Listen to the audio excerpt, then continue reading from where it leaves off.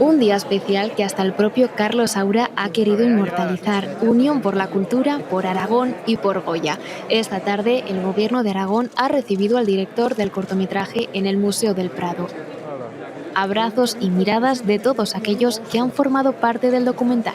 La obra de Carlos Saura está desde los inicios influenciada por la personalidad y por la sensibilidad de Goya, y este es un paso más en esa relación fructífera que ha tenido siempre Saura con Goya. El legado del genio de Fuendetodos traspasa nuestra frontera. Es por ello que celebridades del mundo del cine y autoridades de la política han asistido a este pase privado. El cortometraje es un proyecto impulsado por el Gobierno de Aragón y Aragón TV.